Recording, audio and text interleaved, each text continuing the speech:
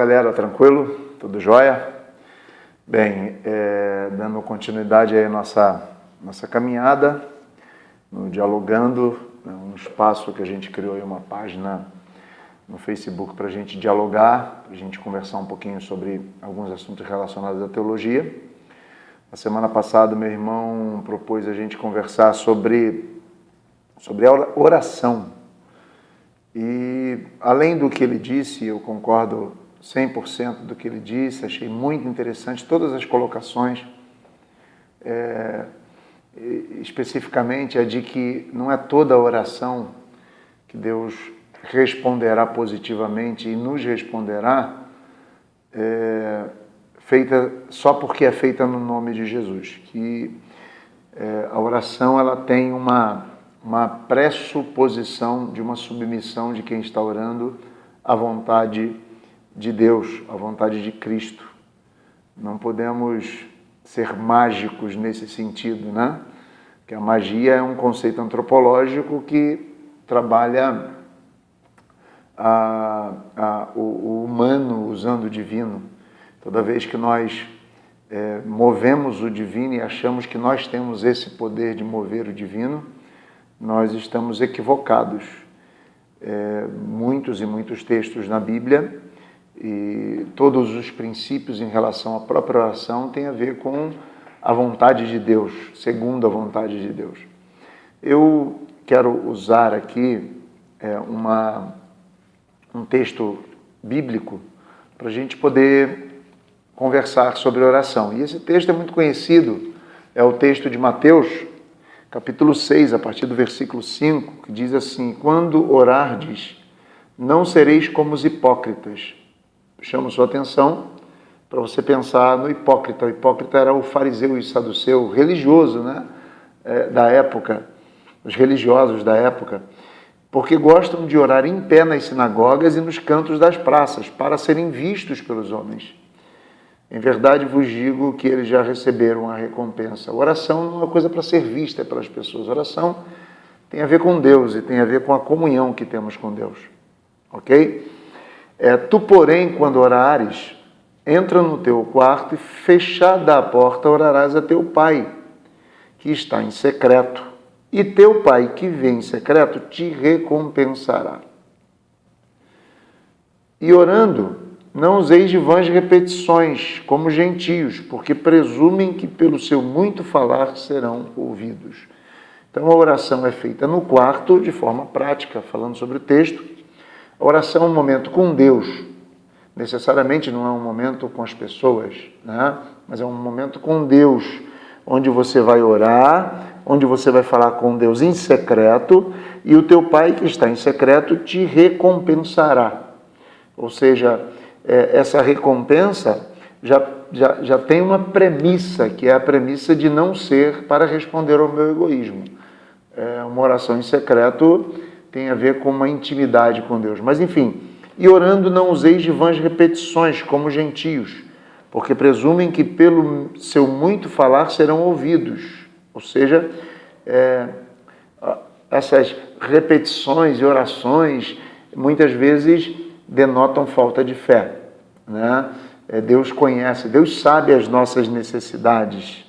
Não vos assemelheis a eles, pois não vos assemelheis, pois, a eles, porque Deus, o vosso Pai, sabe o de que tendes necessidades, antes que lhe o peçais. Deus conhece todas as nossas necessidades, não tem necessidade de a gente ficar insistindo demasiadamente com Ele. Tá? Portanto, vós orareis assim, versículo 9: Pai nosso que estás nos céus, santificado seja o teu nome. Venha o teu reino, faça-se a tua vontade, assim na terra como no céu.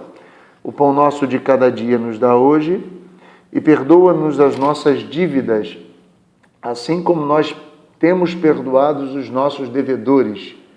E não nos deixeis cair em tentação, mas livra-nos do mal, pois teu é o reino, o poder e a glória para sempre. Amém. Esse é o texto que eu queria usar rapidamente como base para o que eu vou falar sobre oração, e também usar uma definição, uma fala do Dr. Gregory Friesel, esse esse aqui, ó, tá? Aqui é um homem que escreveu sobre oração. Esse livro, Como Desenvolver uma Vida Poderosa de Oração, foi muito usado aqui no Rio de Janeiro e em todo o Brasil nas igrejas batistas. Dr. Gregory Friesel, que estudou sobre oração há muito tempo, ele diz assim, chamo sua atenção porque para mim isso define bem o que é oração. A oração não é um instrumento através do qual podemos obter coisas de Deus. A oração não é um instrumento que usamos para obter coisas de Deus. Ok? Oração é um anseio da alma do adorador pelo adorado. Oração é quando nós sentimos necessidade. O salmista dizia, minha alma tem sede de Deus. Oração é isso. Oração é uma resposta àquilo que eu chamo da imago Dei, ou da imagem de Deus. Quando nós fomos criados à imagem de Deus, a Bíblia fala que Deus nos fez a sua imagem, soprando nas nossas narinas o fôlego de vida, e nós fomos feitos alma vivente. Essa é uma ideia de que Deus dá de si, Deus dá do seu ruar. No hebraico, a ideia de sopro, de espírito é ruar. Então, Deus ruar nas nossas narinas e nos fez alma vivente. A ideia é que Deus dá de si, da sua essência. Deus dá da sua alma, do seu espírito para nós. E quando Deus dá isso para nós, Ele cria em nós uma dependência. Cria em nós um anseio, um desejo. E esse desejo é por Ele mesmo. É mais ou menos como se nós pensássemos a ideia de uma árvore que é tirada do solo, ela morre. Um homem tirado de Deus, ele morre. Ele está agonizando, ansiando por Deus. A oração seria a resposta a esse anseio, a esse agonizar, a esse desconectar com Deus. O homem está gritando por Deus. Isso para mim é oração. Voltando ainda ao Dr. Gregory Friesel, ele diz, mas ele começa dizendo, como já li, a oração não é um instrumento através do qual podemos obter coisas de Deus, mas é um instrumento pelo qual Ele age em nós e através de nós para o seu próprio deleite, ou seja, Deus se deleita naquele relacionamento que nós temos com Ele, que chamamos de oração. Ele continua, a oração é o principal meio através do qual vamos conhecê-lo e ouvir a sua voz. Pela oração, nós nos submetemos a Ele, permitimos que Ele viva através de nós, e pela oração que Cristo pela oração que Cristo purifica a sua noiva e edifica o seu reino.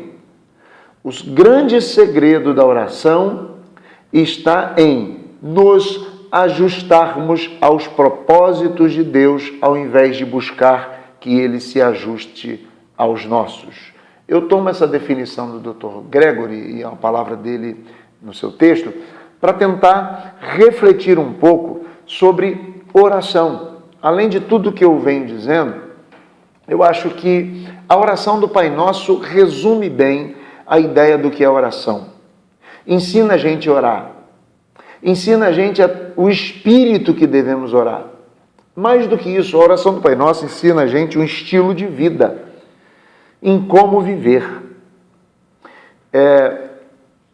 Uma pessoa que explica bem sobre o Pai Nosso, e que eu queria agora tomar a minha fala para falar sobre ele, é o Leonardo Boff. Leonardo Boff escreve um livro, O Pai Nosso na Teologia de Leonardo Boff e na Perspectiva da Cultura Moçambicana, quando ele escreve sobre oração numa determinada cultura específica e que ele toma ali, aquele in loco, aquela comunidade como base, mas que traz ensinos teológicos para todos. A oração para o Dr. Leonardo Boff, para o Frei Leonardo Boff, a oração não é uma teoria, mas vida. Por isso eu dizia, o Pai Nosso ensina a gente a viver, não ensina a gente a orar. E como é que então o Pai Nosso ensina a gente a viver? Chame sua atenção, porque os discípulos haviam pedido a Jesus que lhes ensinasse a orar. Jesus ensina eles a orar com o Pai Nosso, né? Ele começa dizendo, Pai Nosso, além daquele preâmbulo que eu já li sobre oração em secreto, Deus recompensa em secreto, enfim, ele diz, Pai Nosso que estás no céu. Reconhecimento da paternidade de Deus. E não é o meu Pai, é o Pai Nosso, o Pai da comunidade. Aqui está implícito a ideia de Ubuntu, que é um conceito de várias sociedades, ou da sociedade africana, de vários países da África, que Desmond Tutu escreve sobre ele num dos seus livros, onde ele fala que Ubuntu é a capacidade de eu me reconhecer no outro. Ubuntu é a ideia de pertencimento que eu tenho da comunidade, eu não vivo só. Na verdade, o meu eu é construído na pessoalidade do outro, na relação com a pessoalidade do outro. A própria psicanálise fala sobre isso. O Freud dizia que nós somos uma coxa de retalhos. E nós somos uma construção, nós não somos só. Então, quando eu penso em Deus como Pai, eu não posso pensar no egoísmo. Deus não é um Deus egoísta. Deus não satisfaz o meu egoísmo. Deus é um Pai nosso. É uma oração que tem a ver com o reconhecimento de que eu faço parte de um corpo. Eu faço parte de uma comunidade, eu faço parte de um todo. Pai nosso que estás no céu. Essa é a ideia. Precisamos reconhecer essa ideia do todo e reconhecer que Deus é um Pai. O relacionamento e a ideia de oração traz para a gente a ideia do relacionamento de um pai e filho. Não é o relacionamento de um Deus distante, sentado no trono, com um cajado na mão. Não. Mas a ideia de um pai amoroso que atende e que ouve os seus filhos. Isso, a gente começa dizendo isso, né? E aí ele vai dizer mais. Santificado seja o teu nome. Quando o texto bíblico fala sobre santificado seja o seu nome, trata do respeito a Deus, ou do respeito ao nome de Deus, da reverência, do dobrar-se, da adoração. Porque a adoração é o reconhecimento do que Deus é e prostrar-se diante do que Ele é, no sentido de beijar a mão. Ou seja, o momento ou a oração, a vida de oração, a vida do servo, a vida daquele que busca a Deus, tem de ser uma vida de respeito ao nome do Senhor e de respeito a tudo o que Ele é. Isso é oração. E aí continua a oração dizendo para a gente, venha o teu reino. Venha o teu reino.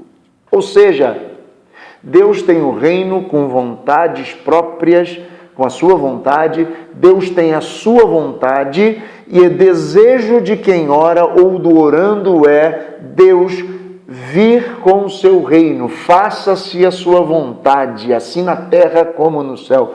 Preste bem atenção, quem ora tem desejo de que Deus faça a vontade dele, não a nossa. A oração do Pai Nosso eu chamo de oração contra o egoísmo. Numa disputa entre duas vontades, a vontade de Deus e a vontade nossa, você acha que vai prevalecer qual? Não tenho dúvidas de que prevalece a vontade de Deus. Faça-se a tua vontade, assim na terra como no céu. Existe a superioridade do nome de Deus, existe a superioridade da vontade de Deus. A vontade de Deus é superior à nossa. Jesus é quem está ensinando a orar. Precisamos muito aprender isso. Porque muitas das nossas orações, elas não são respondidas e atendidas exatamente porque oramos egoístamente para satisfazer os nossos desejos. Oração egoísta para satisfazer o meu desejo não deve ser atendida por Deus. Não deve, não no sentido de que eu estou dizendo que Deus não deve atender, mas Deus geralmente não atende esse tipo de oração. A oração tem de ser de acordo com o reino e da vontade dele. E aí o texto vai continuar dizendo, o pão nosso de cada dia nos dá hoje. Perceba que a oração do Pai Nosso toda tem um contexto de nosso, plural. Aqui é o pão de cada dia. Não é acumulação, não é essa ideia capitalista de acumular. Eu acumulo.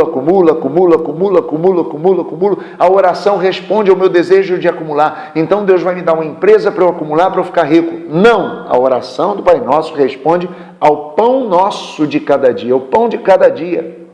As necessidades essenciais.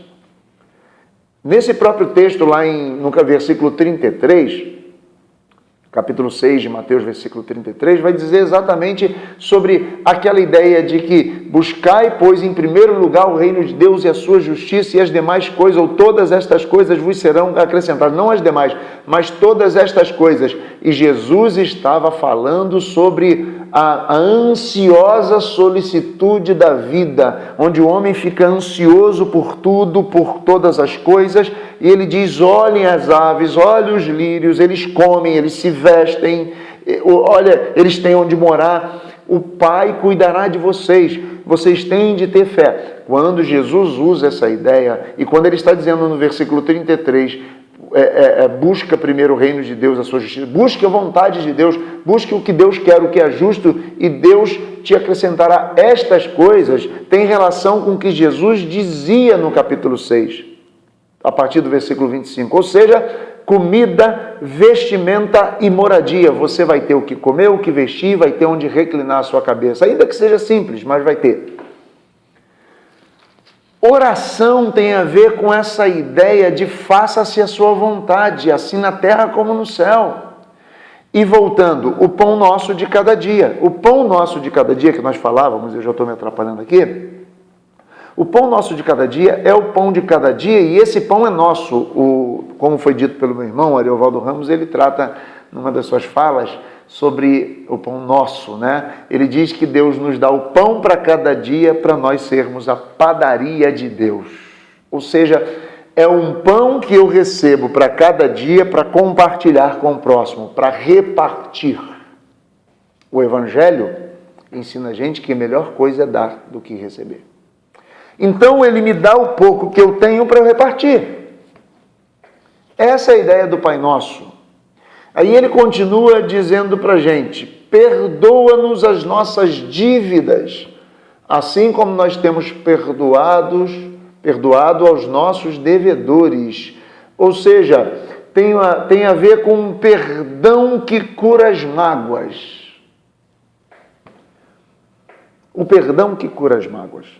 Ou seja, um perdão condicional, um perdão em que eu estou intrinsecamente conectado com Deus para perdoar o próximo e Deus me perdoa.